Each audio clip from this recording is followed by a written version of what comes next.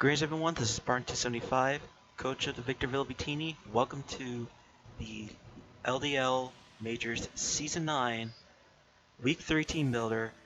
We're building up again, preparing to go up against DJ and the Birmingham Jolts.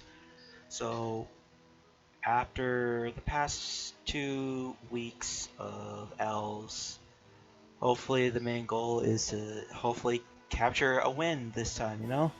I don't want to be going 0-12, you know? I'm just saying.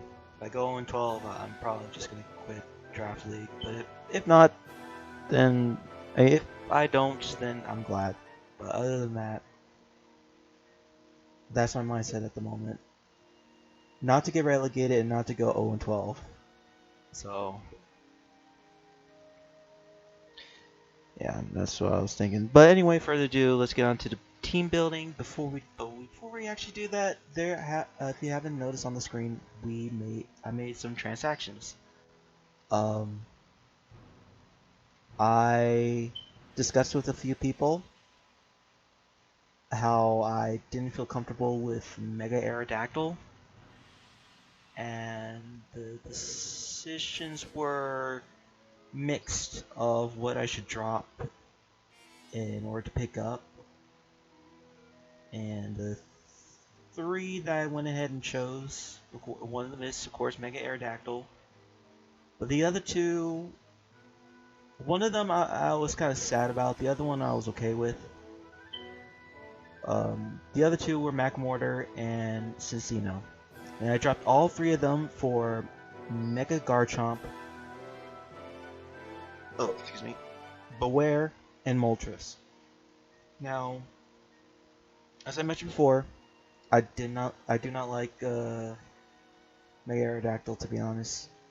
I felt like that a lot of its moves, like all of its like really good moves, are either very weak or very strong but with low accuracy. And after what happened with week 1 with all those Stone Edge misses, I wasn't feeling it. I was not feeling Mega Aerodactyl. So I traded for a mod that had similar capabilities and by that I mean like EV investments. You could put a lot of EVs in one area and not put it into its best stat, and it'll still do good. And that is Mega Garchomp. With a base stat of 170 in attack, I really can fully be able to flex on the EVs. I could put a lot into HP. I could put them a lot into defense, special defense. Compared to regular Garchomp and Mega Garchomp, Mega Garchomp is bulkier, but it does lower its speed to base 92, which is a similar speed to Crocodile. And I mean, the positive side is that I'm not first turn Mega, so that means I can still use regular Garchomp, but in quote itemless, you know. But other than that, I kind of like the pick of Mega Garchomp. I never really used Garchomp in general in Draft League because I always feel iffy about the Dragon ground typing, but thinking about it, it's both offensively and defensively fair and well, being immune to electric types. Since I still don't have an electric type, but I'm not going to be worried too much about it. As long as I have resistances to electric types, I should be okay. It does have a lot of moves, and has the stats to run either physical or special, so we may end up seeing a potential special Garchomp sweep in the future, maybe, I don't know. But moving on to the next member, which is Moltres. I dropped MacMortar, which is the one that I was very sad to drop because I really was looking forward to using MacMortar, to be honest. But since I was dropping Mega Aerodactyl, I did need a defogger. There's some other normal flying types I could have went for, but I went with Moltres in terms of its bulk. It does have a similar role, in quotes, similar role with Magmortar in terms of being a strong special attacker, having powerful special attacking moves. It can run physical as well, but it doesn't have, unlike Magmortar, it doesn't have priority or has a lot of moves to give it potential sweeping possibilities outside of, let's say, work up and agility. Other than that, it's I still think is a good pick. Having access to good recovery of Roost, having powerful moves such as Fire Blast, Hurricane, as long as I don't miss, of course. Um, has pivoting with U-turn, which is pretty much something I needed since I was dropping Cincino. So all in all, I think it was a good pick that I went with. Uh, but like I said, I really want to use Magmortar, but maybe in next time, you know. Last but not least, I dropped Cincino for Beware. Now, for Beware, from the suggestions, to be honest, I was kind of like, figuring out why, but then looking at my team, I think that Beware and Doublé is an awesome pair. Both of them sponge a lot of physical moves relatively well. They also balance each other out in terms of their weaknesses. The only problem is about Beware is the fluffy ability where it doubles its defense, but it does require to lose, right, to gain a fire type weakness, which it's not the end of the world because I still have plenty of fire resistances, so I'm also okay with this trade. So all in all, overall, I traded Mega Aerodactyl for Mega Garchomp. I think that was a good pick in my eyes. I know it might be different from everyone else, but in my eyes, I think that was a good pick. Magmortar for Moltres, I'm kind of iffy about it, but I should be okay with it. And then Cincino for Beware, I'm okay with that. Again, another fighting type mon. I still have that normal type that I want. I just in all honesty, when you look at it, I sacrifice a lot of speed for bulk, and that's something that I'm more comfortable with. Well, without further ado, enough about me. Let's get on to my opponent. DJ has, well, pretty fast mons from the looks of it. Ladia, Sepafini, Mega Beedrill, Magnezone, Cofagrigus, Comfey, Incineroar, Swallow, Serena, Piloswine, Passimian, and Shuckle. He has a lot of clerics, but I don't think he'll be bringing all of them. I think maybe one, if not two. And I don't count Feeny as one of the clerics. I count specifically Comfey and Serena. Maybe Latias with Wish. Who knows? Wait, no, not Latias doesn't learn Wish. Never mind. Healing Wish. That's what I meant. But I know for sure that he is going to bring double Fairy because I do have a weakness in Fairy from what I've seen. I do have switch-ins to Fairy types, but still. They're both the more noticeable Fairy resistances I do have are Eviolite carried, and a lot of his mons can learn knockoff, so that's something I have to be worried about.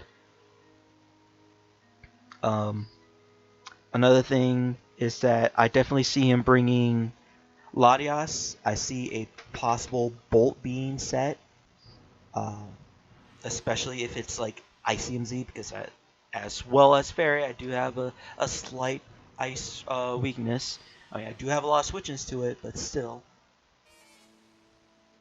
Other than that, other than those three, the rest are up for grabs. I definitely can see Mega Beedrill being brought in because of its overall speed, and it can put a lot of investment into its HP, at least up to 148 HP, uh, and then and doesn't always have to run Adamant, but who knows? I mean, he will probably run Adamant over Jolly, but who knows, you know? I do see Incineroar possibly being brought in. Probably a bulky variant, if not a Scarfer. Other than that, uh, it has good pivot. It has stab with knockoff, so something to worry about. And the last mon is very up there in terms of what to bring. He could bring Magnezone, but he can't really use Magnet Pull because I'm able to freely switch out Doublade because it's a Ghost type. Ghost types are immune to abilities such as Shadow Tag, Arena Trap, and even Magnet Pull. He could bring Piloswine since I do have a Ice weakness, but probably a more of a bulkier set. May run. Who knows? It may run Oblivious. If it runs Oblivious, I'll be surprised. Other than that, I do have checks for it, so I'm not too worried about Piloswine. Swallow is also a big problem. Swallow does click Boom Burst and does not care. I do have checks for it, especially one heat tech that I have. But other than that, I also see maybe Serena being brought in as a spinner, rapid spinner, knockoff user and whatnot. Other than that, it's up there of what the last mon is. But I don't really see him bring Shuckle. If he brings Shuckle, I'd be surprised, but he doesn't really need the webs, in my honest opinion, because he has a lot of high tier fast mons, and I really don't see Kofagrigus being brought in because I do have a lot of checks, especially in the special attacking side, to take care of Kofagrigus. So I'm not too worried about him bringing Kofagrigus, and if he does, I do have checks for it. So without my long rambling, let's get into the team builder. So first up, I wanted to bring Mew, Genesis to Mew, Colbur Berry. I was deciding whether or not to give it Tanga Berry instead of Colbur Berry, but I stuck with Colbur Berry because a lot of his mons have knockoffs. I want to make sure that I could switch in and take the knockoff while holding the Colbur Berry so that I can be able to tank it relatively well, roost up relatively well, and whatnot. Because I do have I guess you could say a knockoff weakness, I guess, but at the same time I have counters for that. But anyways, the moves are Volt Switch, Stealth Rock, Roost, and Taunt. Taunt is for any potential prevention from defog. Volt Switch is for momentum. I could have went with U-turn, but I want to stick with Volt Switch because I want to have a little bit of electricity. A move that hits Tapu Fini relatively well. I gave it max HP. I gave it a good enough defense to survive Darkest Lariat after the Colbur Berry is been consumed. Other than that is a physical sponge, and I also have 60 base speed to guarantee to outspeed Jolly Incineroar. This is also a way to gauge whether or not Incineroar is Scarf or not. Next up on the list is Shaman, Masaydam Shaman. We got leftovers on it. I gave the investments on base 196, Spadef and 172, and speed 140. I gave this speed investment to guaranteed outspeed max speed. A lot of speed. I'm guaranteed to outspeed Jolly Natured max speed Tapu Fini just in case. I still have the enough Spadef bulk to take care of Comfey and to take a lot of hits from both Comfey and Tapu Fini. I got the moves Leech Seed, Toxic, Seed Flare, and Protect. Now, you'll be wondering why I'm running Toxic against a team that has a lot of ways to prevent from getting affected by Toxic. I want to make sure that I can click Toxic safely. If he brings his Swallow, I land Toxic, and it's Toxic, it's going to be worn down. Outside Serena, he has no switch-ins to Leech Seed. He also has no switch-ins to Seed Flare because I have a 40% chance of lowering the opponent's special defense. So after one Seed Flare, I could possibly click Seed Flare again, depending on what's brought in. And Protect to give myself a little bit of leftover heals or Leech Seed or Toxic turns. Next one on the list is Ocean Man, the Manaphy. I'm running Choice Scarf. I put the investment of speed to guaranteed to outspeed Jolly Natured Max Speed Mega Beedrill. I gave him max attack, special attack, gave a little bit of HP into it. I got the moves U-Turn, Scald, Energy Ball, and Ice Beam. Now, initially, Ice Beam was Shadow Ball because he didn't really have much of a switch into Shadow Ball outside of Swallow. But I still see Ice Beam being probably a better choice, especially in terms of damage. It hits Latias, it hits Serena, it hits Piloswine if it's relatively well, if and only if it's running Thick Fat. It should be running Thick Fat if it does bring it. Just saying. I'll be surprised if it runs Oblivious. Energy Ball is technically for Pylos. Well, technically, Energy Ball is for Tapu Fini. I needed something to hit Tapu Fini relatively well. I initially was thinking about running Z Rain Dance, but at the same time I didn't want to, because I'll be limited to Rain Dance plus 3 attack, Rain Dance plus Tail Glow plus 2 attacks, and I'd rather have a good amount of moves that hit everything. So I went with a Choice Scarf, and nonetheless. Next up on the list is Mythic Mood, the Blade. I got, of course, Eviolite. I gave it max HP, max special defense, Brave Nature. Now, you've been wondering why Brave Nature instead of Sassy Nature. From damage calculations, I'm doing a little bit more damage when I'm Brave Nature over Sassy Nature when I'm up against either Swallow or Mega Beedrill with HP investment, guaranteeing me to not only survive any moves that they go for, but I have a chance to click Gyro Ball, and if it's Mega Beedrill, Gyro Ball into Shadow Sneak kills, and if it's Swallow, Gyro Ball into Sacred Sword kills. And I have Toxic as before, with similar to Shaman. I still want to have some status, so that if, let's say, he brings in like a check like Kotha Grigas, I can click Toxic. 100% accurate move. With the because of no guard, able to land it, wither it down, and then try to take it out. It'll be difficult, especially with this set, but it's not the end of the world. Next on the list is actually a new one of the new members on the team, which is Philomena the Moltres.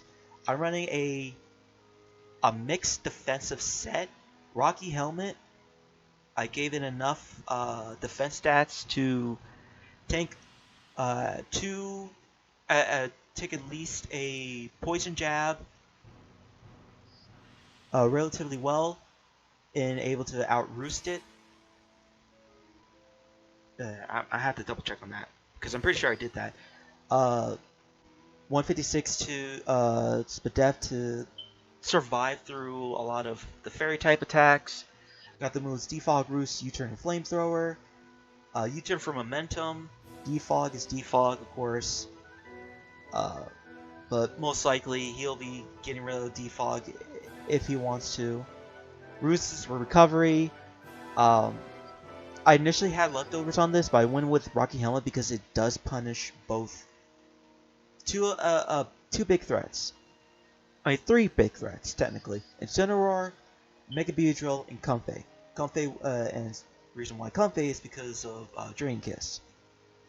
Other than that, this is probably my best check for those mons, and Doublé specifically for a lot of the special attackers, specifically Latias and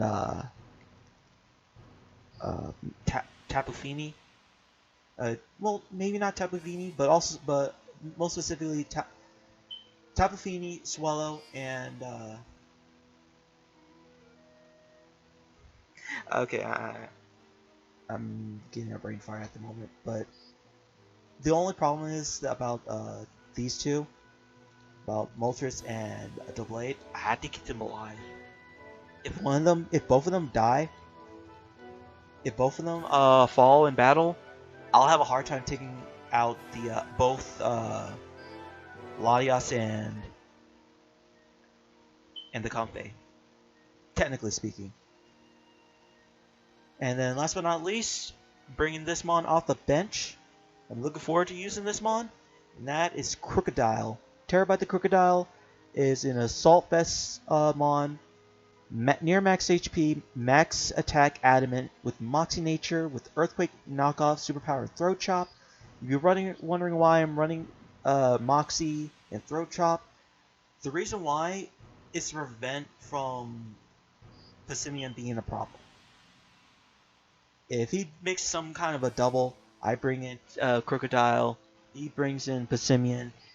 He'll initially brings in Passimian first, I bring Crocodile next. I intimidate, bam. Passimian already has a +1 in attack, and it probably might be banned, so it'll be hitting even harder, as if it's a +2. And that goes double for Crunch, because Crunch has a 20% chance of lowering the defense. And if I lower the defense on that Passimian, he's going to gain a +2 in attack. That's not a good thing to handle or to deal with. So that's why I'm running Throat Chop. It's also a nice move to go for if tries to switch out. Let's say let's see, like his Latias, and switches into either Swallow. Mainly Swallow. I could use Throat Chop. Bam. He's not able to click Boom Burst. Superpower is just in case I need the extra power and coverage. But Knockoff and Earthquake are probably the two main moves I'll probably be clicking. Except for Throat Chop. Because I had to keep this mon also healthy. Because I calced, and I had to say, this mon survives a Z